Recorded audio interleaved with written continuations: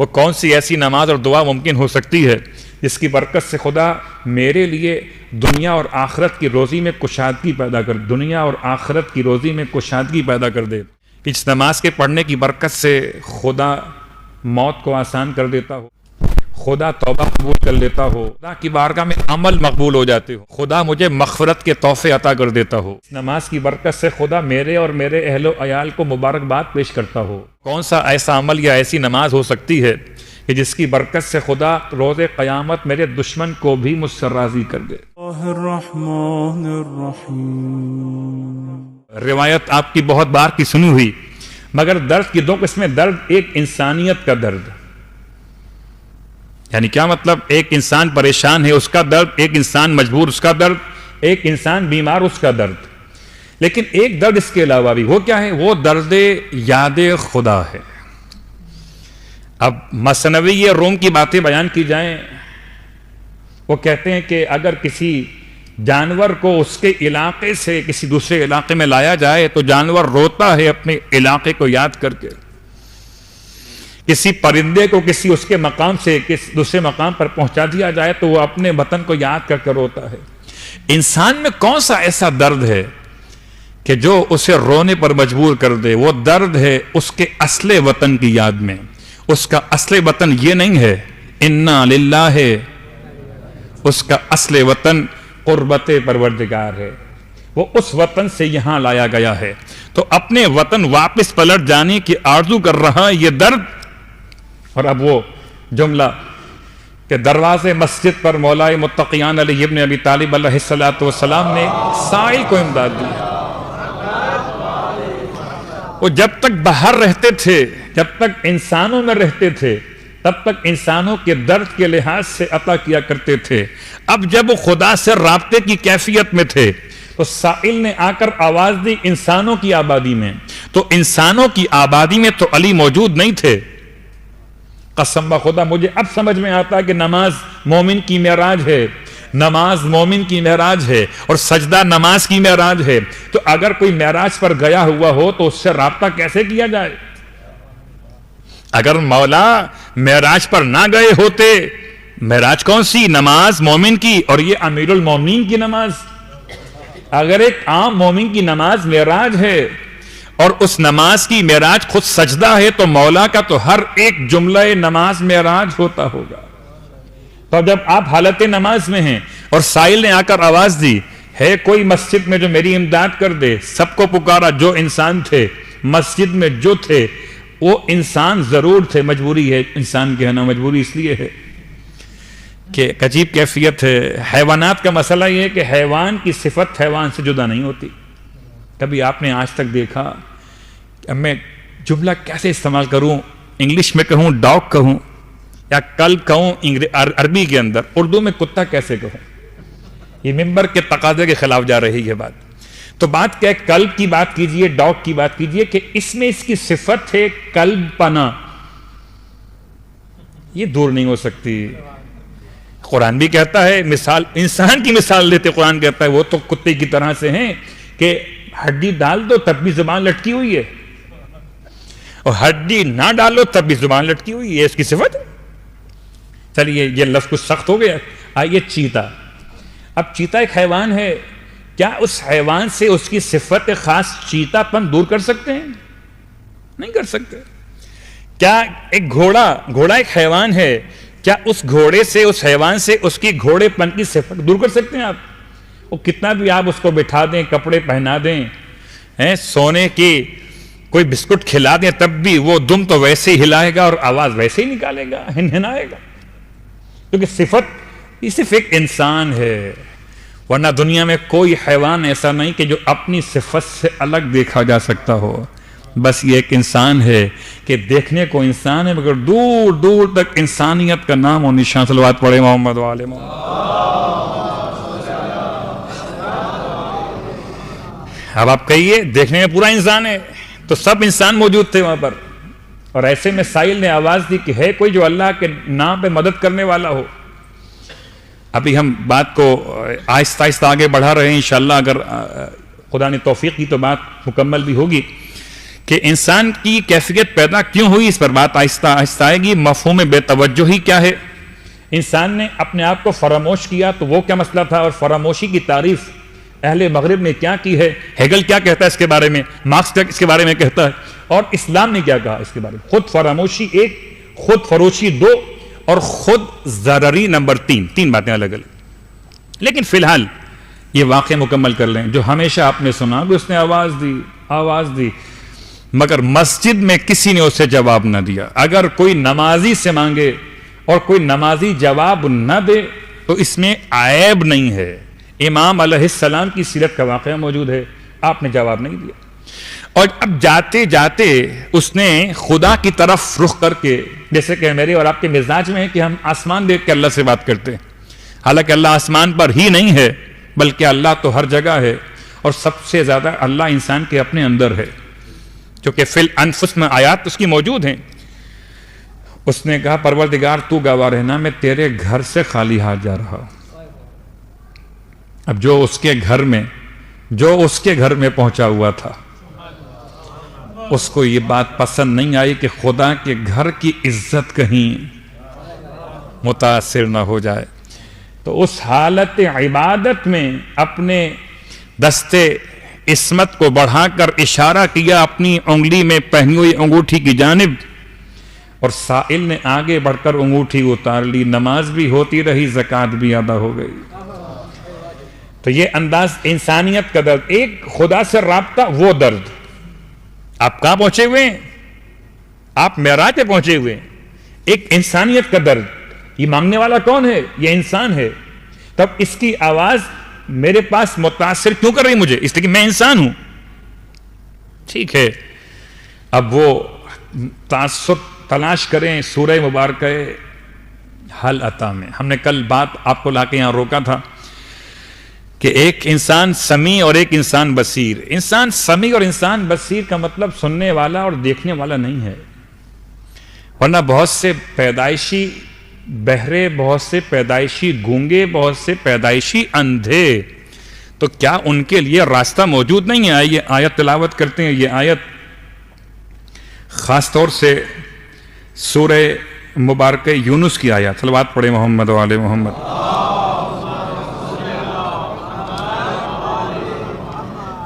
واقعاً کبھی کبھی ایسا لگتا ہے کہ یہ آیات ہم پہلی مرتبہ پڑھ رہے ہیں. ایسی انداز کی باتیں سامنے آتی ہیں، کبھی موقع اور محل کی مناسبت، کبھی موضوع کا ایک خاص انداز فکر انسان کے سوچنے کا، ورنہ روٹین میں آپ قرآن پڑھ رہے ہوتے. وَمِنْهُمْ مَنْ يَسْتَمِعُونَ إِلَيْكَ، اور ان میں سے بعض وہ ہیں، منہم ان میں سے، من بعض وہ ہیں، یستمعون الیک جو غور سے تیری بات سن رہے ہیں. افانت تسمع الصم، کیا تو بہروں کو سنا سکتا ہے؟ عجیب جملہ ہے. پیغمبر سے خدا کہتا ہے تیرے پاس جو بیٹھے ہوئے افراد ہیں وہ تیری بات غور سے سن رہے ہیں، لیکن یہ سننے والے کون ہیں؟ بعض. افانت تسمع الصم، کیا تو کسی بہرے کو سنا سکتا ہے؟ میں الفاظ بدل دیتا ہوں اپنے سمجھنے کے لیے اس ترجمے کے، کہ دو طرح کی باتیں ہیں. ایک ہے انسان کا بہرا پن، انسان بہرا ہو، بہرے انسان کو سنانا آسان ہے، اور جو بہرا بن گیا ہو اس کو سنانا آسان نہیں ہے. ورنہ آپ نوٹ کر لیجئے. چلیے یہ بات سمجھ میں نہ آئی ہو تو ابھی سحری کا وقت آئے گا تو دو حالتیں آپ کی ہوں گی، یا آپ واقعاً سو رہے ہوں گے یا سوتے ہوئے بن گئے ہوں گے. اگر واقعاً سو رہے ہوں تو اٹھانا آسان ہے، اور سوتے ہوئے بن گئے ہوں. صلوات پڑھے محمد والے محمد. تو قرآن کیا کہتا ہے؟ افا انت تسمع الصم، تو کیا رسول خدا کے اصحاب میں لوگ بہرے تھے؟ تو کیا بہروں کا علاج ممکن نہیں ہے؟ ممکن ہے. بہروں کے علاج کے لیے تو رسول خدا کے نظر کرم کافی ہے، آپ کی آواز کا اثر کافی ہے، ورنہ تسبیح فاطمۃ الزہرا کی تلاوت کافی ہے. ہے کوئی جو اپنے بہرے پن کو دور کرے؟ لیکن ایک بہرا پن وہ ہے جو طبی ہے، جو عضوی ہے، انسان کے پرابلم ہو گئی کان کے اندر، یہ بہرا پن ہے. افا انت، کیا تو سنائے گا؟ تسمع الصم، کیوں؟ وَلَوْ كَانُوا لَا يَعْقِلُونَ، گرچہ وہ تو عقل رکھتے ہی نہیں ہیں. تو جو عقل نہیں رکھتے وہ کان رکھنے کے باوجود بہرے ہیں. خدا کیا کہتا ہے سورہ دہر کے اندر؟ ہم نے انسان کو سمیع بنایا ہے، ہم نے انسان کو بصیر بنایا ہے، ہم نے انسان کو گونگا بہرا اندھا نہیں بنایا ہے. تو اب اگر انسان بنا تو ہے سمیع، اور اس کے باوجود اگر حق کی آواز کو نہ سنے تو سمیع ہو کر بھی یہ بہرا ہے. اب اگلا جملہ سنیے، وَمِنْهُمْ مَن يَنظُرُ إِلَيْكَ، اور ان میں سے بعض وہ ہیں جو تجھے دیکھتے تو ہیں. أَفَأَنْتَ تَهْدِي الْعُمْيَاءَ، کیا تو اندھوں کو ہدایت کرے گا؟ عجیب بات ہے.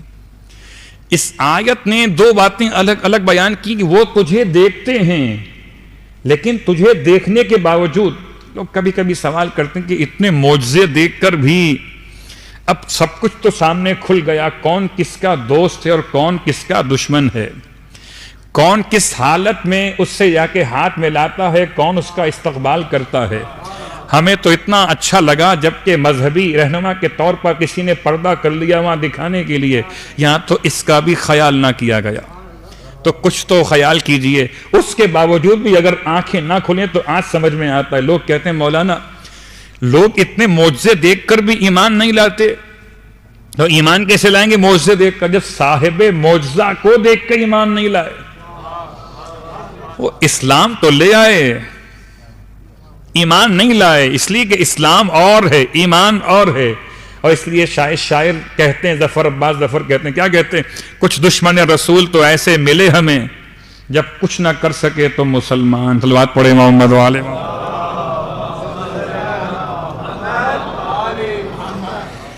الفاظ کیا ہیں؟ وَمِنْهُمْ مَن يَنظُرُ إِلَيْكَ، ان میں سے بعض ایسے ہیں جو تجھے دیکھتے ہیں، ان تیری طرف دیکھتے ہیں. أَفَأَنْتَ تَهْدِي الْعُمْيَاءَ، کیا تو ہدایت کرے گا اندھوں کی؟ اس کا مطلب ہے کہ کچھ دیکھنے والے اندھے بھی ہوتے ہیں اور کچھ اندھے دیکھتے بھی ہیں. کچھ دیکھنے والے اندھے بھی ہوتے ہیں اور کچھ اندھے دیکھتے بھی ہیں. کچھ سننے والے بہرے بھی ہوتے ہیں اور کچھ بہرے سنتے بھی ہیں. بات تو دل کی آواز کی ہے. اگر دل کے دروازے کھلے ہوئے ہوں، میں کیا جملہ استعمال کروں، آپ مجھے اپنا نمبر دے دیجئے کہ مولانا جب چاہیں آپ کال کر سکتے ہیں. اب آپ نے نمبر تو دے دیا مجھے آپ نے اپنا نمبر دے دیا. اب میں آپ کو کال کر رہا تھا اور آپ نے میری کال کو دیکھا، آواز میوٹ کر دی. اب میں کال کرتا رہا مگر آپ ہو گئے سمن، یعنی مجھے نمبر بھی دیا اور سمن بھی ہو گئے. اس کا مطلب کیا ہے کہ سمیع خدا نے بنایا تھا مگر دل کے دروازے بند کر دیے. جب دل کے دروازے بند ہو جائیں تو کال ریسیو کیسے ہوگی؟ ہدایت یا تو آنکھوں سے آتی ہے یا کانوں. صلوات پڑھے محمد والے محمد.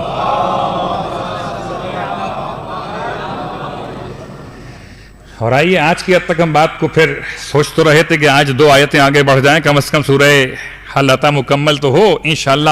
سورہ مکمل ہو کہ نہ ہو، پیغام مکمل ہو جائے، اس پر توجہ رکھیے گا. شاید کہ یہ راتیں مجھے اور آپ کو متوجہ کریں کہ ہم میں کون سی ایسی خامی اور کمی اب تک ہے ان تمام ذمہ داریوں کے ادا کرنے کے بعد بھی کہ انسانیت کے اصل قدر میں ہم بہت آگے نہیں بڑھ سکے. پچھلا رمضان ہم کہاں کھڑے تھے اور اس رمضان میں ہمیں کہاں ہونا چاہیے؟ 1 سال کے امتحان کے بعد تو 9ویں کلاس سے بچہ 10ویں کلاس میں آ جاتا ہے. ایسا تو نہیں ہے کہ ہم اتنے زیادہ علم سے محبت کرنے والے ہو گئے کہ 9ویں کلاس میں 9 سال لگا دیں. چلیے پھر بھی غنیمت ہے، اگر 9 سے 8 پر آ گئے تو کیا ہوگا؟ صلوات پڑھے محمد والے محمد. فَجَعَلْنَاهُ سَمِيعًا بَصِيرًا. خدا کہتا ہے ہم نے انسان کو پیدا کیا نطفے سے، نطفہ مخلوط سے، اور اس کو آزمایا مختلف مراحل سے گزار کر، اور پھر ہم نے اسے بنا دیا. کیا بنا دیا؟ سمیع بنایا اور بصیر بنایا. خدا کہتا ہے ہم نے اسے سمیع بنایا اور بصیر بنایا. اس کا مطلب یہ بصارت نہیں، یہ سماعت نہیں، بلکہ صلاحیت قبول حق اگر آواز کی شکل میں ہو، صلاحیت قبول حق اگر منظر کی شکل میں ہو، تو ہم نے انسان کو سمیع بھی بنایا ہے اور بصیر بھی بنایا ہے. اب کوئی یہ نہ کہے کہ جی ہمیں تو اللہ نے آنکھیں نہیں دی تھیں، ہم کیسے دیکھتے؟ کہ خدا نے اعلان کر دیا ہے کہ ہم نے انسان کو نہ کہ آدمی کو، نہ کہ بشر کو، ہم نے انسان کو سمیع بنایا ہے. اور بصیر بنایا. اور آئیے اگلی آیت سے کچھ آغاز آج کر دیں، باقی باتیں انشاءاللہ کل ہوں گے، وقت ختم ہو رہا. اِنَّا هَدَيْنَاهُ السَّبِيلَ. اگلی آیت کیا ہے؟ ہم نے انسان کو ہدایت کر دی. یہ سمیع اور بصیر کے بعد فوراً جملہ بتا رہا ہے کہ سماعت و بصارت عمومی نہیں ہے. اِنَّا هَدَيْنَاهُ السَّبِيلَ. آیت خود آیت کی وضاحت کیا کرتی ہے. اِنَّا هَدَيْنَاهُ السَّبِيلَ. ہم نے انسان کو ہدایت دی، سبیل راستے کی. اما شاکرن و اما کفورا. راستہ نے دکھا دیا ہے، اب شاکر بنیے یا کافر بنیے. گویا شاکر بننا اور کافر بننا یہ انسان کا اختیاری مسئلہ ہے، مسئلہ جبر نہیں ہے. انشاءاللہ کل ہم بات کو آگے بڑھائیں گے کہ مفہوم بے توجہی میں کہ جو انسان اپنے آپ سے غافل ہوا خود فراموشی کے مسائل میں، اس میں دین رکاوٹ ہے یا دین رکاوٹ نہیں ہے. رکاوٹ کیا ہے یہ بات انشاءاللہ کل آئے گی. اور آج ایک ایسی شخصیت کا تذکرہ مجلس کے ساتھ متصل ہے کہ میں نے کل امام سید سجاد علیہ السلام کی والدہ محترمہ کا بیان، اور چونکہ بہرحال ماؤں کا اس سال اس لیے خاص انتظام کیا کہ ماؤں کا تذکرہ کیا جائے، خاص طور سے معصومین کی مائیں اور خاص طور سے چہردہ معصومین کی مائیں، کہ واقعاً ہمارے پاس جو کچھ ہے ایک جملہ کہا جاتا ہے ماں کی دعا سے ہے. اگر صحت و شفا ہے، اگر عافیت اور نعمت پروردگار ہے تو ماں کی دعا سے ہے. اور ماں کی دعا کے لیے جملہ بازاری ہے، گرچہ ماں کی دعا جنت کی ہوا، لیکن یہ جملہ بازار کا ہو، بازار والوں کے لیے، ہمیں سمجھ میں آتا ہے اپنی ملت کے لیے. یہ ایک ماں کی دعا ہے جو اب تک ملت چل رہی ہے، ورنہ ہم نے خود کون سا کسر چھوڑی ہے اس کے نہ چلنے میں. لیکن یہ کسی ماں کی دعا ہے جو ملت چل رہی ہے. ہم کمزور بنائے گئے تب بھی ملت چل رہی ہے، ہم مارے گئے تب بھی ملت چل رہی ہے. ہم رہیں نہ رہیں فاطمہ زہرا کی دعا. صلوات پڑھیں محمد.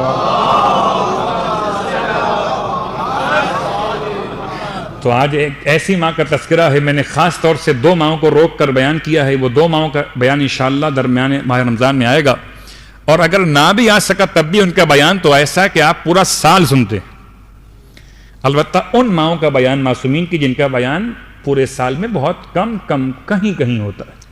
ان میں ایک ہے فاطمہ بنت امام حسن مجتبی علیہ السلام.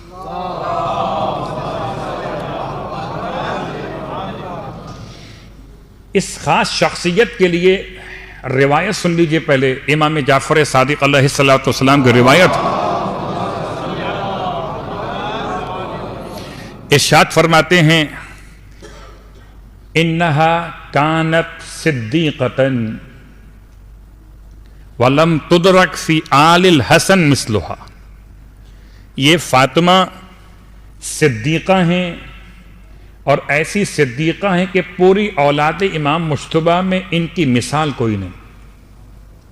پوری اولاد امام مجتبی میں ان کی مثال کوئی نہیں. یہ کہلاتی ہیں ام عبداللہ. ام عبداللہ کا مطلب عبداللہ کی ماں، اور عبداللہ الباہر آپ کے ایک بیٹے کا نام ہے، پانچویں امام کے بھائی اور چوتھے امام کے بیٹے عبداللہ الباہر. تو ان کی مناسبت سے ان کا نام ہے ام عبداللہ. اصل اسم گرامی ہے فاطمہ. پہلے میں اشارہ کر دوں کہ ایک کسی حد تک لوگ کہتے ہیں میڈیکل ریسرچ ہے کہ خاندان کی آپس میں شادیوں سے کچھ پرابلمس آتے ہیں، کچھ بچوں کے لیے شاید کامل خلقت ہونا مشکل ہو جاتا ہے، الی آخر یہ کمی پیدا ہو جاتی ہے. یہ کس حد تک سائنسی طور پر ثابت ہے میڈیکل میں یہ الگ موضوع ہے، لیکن روایات نے اس کی کوئی دلیل قائم نہیں کی ہے. بلکہ سب سے قریب و نسب جو خاندان میں رشتے قائم ہوئے ان میں پہلی مثال حضرت ابو طالب علیہ السلام اور جناب فاطمہ بنت اسد سلام اللہ علیہ کی. ایک تو دونوں آپس میں چچا زاد ہیں، بہت قریبی ہیں رشتے کے اعتبار سے، نمبر ایک. نمبر دو، یہ دونوں کے دونوں نجیب الطرفین ہاشمی ہیں. تو دو مثالیں یہاں پر ہو گئی. ایک دونوں ہاشمی ہیں اور دونوں قریب ترین عزیز داری رکھتے ہیں، اور اس سے زیادہ قریب ترین عزیز داری مولائے متقیان اور جناب سیدہ فاطمہ الزہرا سلام اللہ علیہ. اور تیسری مثال حضرت حسن مصنع کی. حسن مصنع امام مجتبیٰ کے فرزند. ہم نے جو نمازیں بیان کی، آج ایک نماز کا تذکرہ ہے، اور وہ نماز بیان کرنے سے پہلے میں آپ سے سوال کرنا چاہوں گا، کوئی ایسی نماز تلاش کرتے ہیں میں اور آپ مل کر، ایسی نماز یا دعا ہو سکتی ہے جس کی برکت سے خدا میرے والدین کو بھی بخش دے اور ذریت کو بھی بخش دے؟ وہ کون سی ایسی دعا ہو سکتی ہے کہ خدا میرے لیے آسانیاں پیدا کر دے، کوئی مشکل نہ ہو؟ وہ کون سی دعا ہو سکتی ہے جو میری موت کو آسان کر دے، روح نکلے مگر سختی ہے قبض روح نہ ہو، یا سختی یہ حالت نزا نہ ہو؟ وہ کون سی ایسی دعا یا نماز ہو سکتی ہے جس کی برکت سے فرشتہ موت کے ساتھ خود جبرائیل میرے سرہانے آ جائیں؟ تو کوئی ایسی دعا یا نماز ہے یا نہیں ہے؟ یا صرف میں نے خواب و خیال کی باتیں آپ تک پہنچائی ہیں؟ یہ صرف تمنائیں نہیں ہیں، یہ آرزویں نہیں ہیں، بلکہ یہ انعامات ہیں سرکار ختم یہ مرتبہ صلی اللہ علیہ وآلہ وسلم. میں نے طریقہ بدل دیا، ثواب پہلے بیان کیا ہے اور نماز کو بعد میں بیان کر رہا ہوں، کہ بڑا فرق پڑ جاتا ہے. جیسے مارکیٹنگ ہوتی ہے، دوا بعد میں دکھاتے ہیں، دوا کے فائدے پہلے بتاتے ہیں. لوگ مجھ سے پوچھتے ہیں مولانا اس کے پڑھنے کا ثواب کیا؟ ثواب پہلے سن لیجئے، نماز بعد میں سنیے. اب آپ کے ذہن متوجہ ہو گئے. قسم بخدا اگر اتنی 10 چیزوں کے لیے، 10 باتوں کے لیے جو بیان کی گئیں ابھی تک، ان باتوں کے لیے میں آپ سے کہوں کہ آپ نے ایک پورا قرآن پڑھنا ہوگا، آپ تیار ہو جائیں گے. مولانا بتائیے پڑھنا کیسے؟ الٹا پڑھنا کہ سیدھا پڑھنا؟ اب تو ایسے بھی اعمال آ گئے ہیں، وہ میں کیا باتیں بیان کروں. یہ عملیات کی کچھ بحث ہوتی ہیں کہ انسان کو کیسے پڑھنا ہے، مبین سے شروع کرنا ہے، مبین پہ ختم کرنا ہے، الی آخر. تو اگر میں آپ سے کہوں کہ ان 10 باتوں کے لیے آپ کو 10 درہم خرچ کرنے پڑیں گے، تو آپ کہیں مولانا بسم اللہ 10 تو بہت کم ہے، ہم 20 بھی خرچ کر دیں گے. تو وہ کون سی نماز ہے جس میں درہم خرچ نہیں ہوں گے؟ البتہ ولایت شرط ہے. اللہ کے رسول اپنے حجرہ مطہرہ سے باہر تشریف فرما ہوئے ہیں، اور آپ نے اپنے اصحاب کے درمیان ایک اناؤنسمنٹ کیا ہے کہ آپ میں سے کوئی ہے جو اپنے لیے رب سے توبہ کی درخواست کرنا چاہتا ہو. اب تک جو میں نے بیان کیا یہ تمام فائدے نماز توبہ کے ہیں. صلوات پڑھیں محمد والے محمد.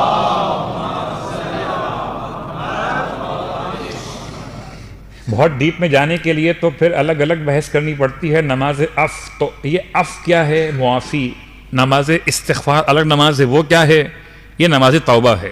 توبہ اور ہے، استغفار اور ہے، اف اور ہے. البتہ اردو زبان کی کوتاہی الفاظ کا مسئلہ ہے، اس کے دامن میں الفاظ نہیں ہیں، اس لیے اردو زبان میں تینوں کو کہتے ہیں کہ توبہ کی نماز. استغفار بھی توبہ، توبہ بھی توبہ، اور اف بھی توبہ. حالانکہ اف وہ نماز ہے کہ اگر انسان کو عبادت خدا میں ذائقہ کم محسوس ہو، عبادت میں سستی پیدا ہونے لگے، تو اسے وہ نماز پڑھنی چاہیے. نماز استغفار وہ نماز ہے جو خدا سے مغفرت طلب کرنے کا پہلا عنوان ہے. جب مغفرت طلب کی اور مغفرت آپ کو مل گئی، اب پھر آپ کے لیے توبہ کی منزل ہے. پہلے مغفرت ہے اور بعد میں توبہ ہے. مغفرت دور سے بھی ہو سکتی ہے، توبہ مگر خدا سے قریب آ کر ہی ملتی ہے. اسی لیے آپ ترتیب دیکھتے ہیں، استغفر اللہ ربی من کل ذنب واتوب الیہ. اتوب الیہ بعد میں ہے، استغفر اللہ ربی پہلے ہے، استغفار پہلے ہے، توبہ بعد میں ہے. استغفار میں ندامت ہے، استغفار میں آئندہ نہ کرنے کا ارادہ ہے. استغفار میں انسان کے لیے جو کر دیا اس پہ شرمندگی، اور پھر استغفار کے بعد پھر وہ توبہ کی کیفیت. توبہ کی 3 قسمیں ہیں. ایک توبہ اوپر سے نیچے آتی ہے، ایک توبہ نیچے سے اوپر جاتی ہے، اور ایک توبہ پھر اوپر سے نیچے آتی ہے. خدا توفیق توبہ عطا کرتا ہے، یہ پہلا نزول ہے. پھر انسان توبہ کرتا ہے، یہ دوسرا صعود ہے. پھر خدا توبہ قبول کرتا ہے، یہ پھر تیسرا نزول. صلوات پڑھیں محمد علیہ وسلم. تو توبہ یک طرفہ مسئلہ نہیں ہے. ہو سکتا ہے استغفار یک طرفہ مسئلہ ہو، استغفر اللہ ربی واتوب الیہ، لیکن یہ غیر معصومین کی بات ہو رہی ہے، معصومین کی بارگاہ مقدس کی بات نہیں ہو رہی. معصومین کا استغفار کرنا کس معنی میں وہ الگ موضوع ہے. میں اپنی اور آپ کی بات کر رہا. استغفار کے بعد توبہ، نماز توبہ. اللہ کے رسول فرماتے ہیں تم میں سے کون ہے جو خدا سے توبہ کرنا چاہتا ہو؟ تو بھلا کون سا ایسا شخص ہے جو کہے گا میں خدا سے توبہ نہیں کرنا چاہتا؟ ویسے کبھی کبھی ایسا ہو سکتا ہے کوئی ایسا شخص آپ کو مل جائے جو کہے میں خدا سے توبہ نہیں کرنا چاہتا. ایسا کب ہو سکتا ہے؟ چھوٹی سی مثال ہے، یہ بھی واقعہ مولوی مثنوی روم نے اس کو اپنی فارسی ادبیات میں لکھا. کہتے ہیں کہ ایک شخص ہے کہ جو بہت اللہ سے مناجات کرتا ہے، اللہ سے دعا کرتا ہے. ایک دن شیطان نے اس کے وسوسہ ذہن کے ذریعے پیغام اس کو دیا. شیطان نے ورغلایا اسے، کہا تو ہمیشہ خدا سے اتنا گڑ گڑاتا ہے، کبھی خدا نے تجھے لبیک نہیں کہا، کبھی خدا نے تجھے تیری پکار کا جواب نہیں دیا. بہت غور کیجئے گا، یہ مسئلہ خالی پرانا واقعہ نہیں پڑ رہا، یہ مسئلہ آج میرا بھی اور آپ کا بھی ہے. سب 30 دن ہو گئے مولوی صاحب روزگار کی دعا مانگتے مانگتے، مگر ایک مرتبہ بھی وہاں سے کوئی مجھے لبیک نہیں ملا، یعنی اجابت دعا نہیں ہوئی. شاید میرے اور آپ کے مسائل ایسے ہو گئے کہ ہم قبولیت دعا کی بنیاد پر دعا مانگتے ہیں.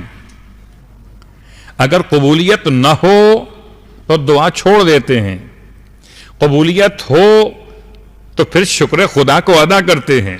تو قبولیت دعا کی بنیاد پر دعا مانگنے والے گھبرا جائیں گے جب یہ جملہ سنیں گے.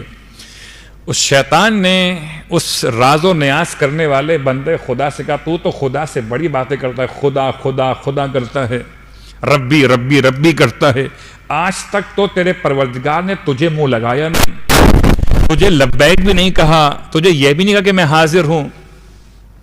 بات تو معقول تھی. ابھی ہم بات کر رہے ہیں انسانوں کے مسائل کی، وہاں پہنچ کے پوچھیں گے معقول کیا ہوتا ہے اور غیر معقول کیا ہوتا ہے. فی الحال تو یہ ہمارے اور آپ کے معاشرے میں لفظ معقول ہو گیا کہ بھئی ٹھیک ہے آپ بار بار مجھے کال کر رہے تھے، میں نے ایک مرتبہ بھی، خیر اب تو میں کیا مثال دوں کہ واٹس ایپ پر یا بعض اپلیکیشنز پر یہ آسانی پیدا ہو گئی کہ اگر آپ نے میرا میسیج پڑھ لیا تو اس کا کلر جو ہے وہ چینج ہو جاتا ہے، بلو ہو جاتا ہے کہ آپ نے پڑھ لیا. مجھے اطمینان ہے جواب آئے کہ نہ آئے آپ نے پڑھ تو لیا. اور اگر کبھی آپ جواب نہ دیں یا آپ سسٹم ایسا بنائیں، اس طرح سے اپنی اپلیکیشنز کو بنا دیں واٹس ایپ کی کہ مجھ پر شو نہ ہو کہ آپ نے پڑھا کہ نہیں پڑھا، تو مشکل ہو جائے گی. اگر خدا سے بار بار بات کر رہے تھے اور کوئی رسپانس نہیں مل رہا، رسپانس خدا کا جواب نہیں آ رہا، تو اس نے کہا بات تو یہ صحیح کہہ رہا ہے. اس نے خدا سے دعا مانگنا چھوڑ دی، خدا سے بات کرنا چھوڑ دی. بھائی جو جواب ہی نہیں دیتا اس سے بات کیا کی جائے، بات کرنا چھوڑ دی. تو کہتے ہیں کہ جب بات کرنا چھوڑ دی تو پھر منادی غیب نے، ہاتف غیب نے اس شخص کو پکارا، بندے کیا بات ہے تو نے اپنے رب سے بات کرنا چھوڑ دی. یہ ہاتف غیب کیا ہوتا ہے، یہ منادی غیب کیا ہوتا ہے؟ یہ کوئی باہر سے کوئی جن بھوت نہیں تھے پکارنے والے، یا کوئی فرشتے پروردگار نہیں پکارنے والا، بلکہ اندر جس کی ہم بات کر رہے ہیں قدر انسان جو اندر موجود ہے، روح پروردگار، اس نے انسان کو پکارا. شاید اسی لیے کہتے ہیں کہ ارتکاب جرم پر جو ٹوک دیتا ہے ضمیر، در حقیقت یہ امام عصر کی آواز ہے. تو کوئی اندر موجود ہے جو پکارتا ہے انسان کو. یہ الگ بات ہے کہ اس کی آواز کو اتنا میوٹ کر دیجئے کہ اس کی آواز آپ تک پہنچے ہی نہیں. اب کیا قصور بیچارے فون کرنے والے کا، اگر آپ نے آواز میوٹ کی ہوئی ہے تو وہ تو فون کر رہا تھا، آپ کا مسئلہ تھا کہ آپ نے آواز کو بند کیا ہوا ہے. ہاتف غیبی نے اسے پکارا، بندے کیا بات ہے تو اپنے رب سے بات نہیں کر رہا؟ کہتا ہے بات کر کے میں کیا کروں، مجھے جواب نہیں ملتا. تب ہاتف غیب نے کہا بندے تجھے کیا ہو گیا، تیرے دل میں دعا کی تمنا ہی تو میری آواز تھی. جو تجھے بار بار دعا کے لیے، بہت سے ایسے لوگ ہوں گے جنہیں دعا میں دل نہیں لگتا، بہت سے ایسے لوگ آپ کو ملیں گے جو دعا پر بلیو نہیں کر رہے ہوتے، تو جن کے خانہ دل کو خدا کی طرف سے تالے لگا دیے گئے ہیں، وہاں سب کچھ تو ہے مگر دعا نہیں ہے.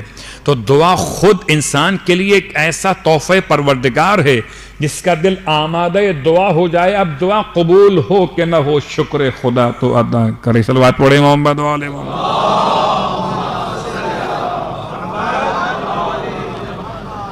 خیر باتیں بہت آگے نہ نکل جائیں، اپنے آپ کو روکتے ہوئے نماز توبہ کی بات مکمل کر لوں، پھر مجھے بات کو آگے بڑھانا ہے.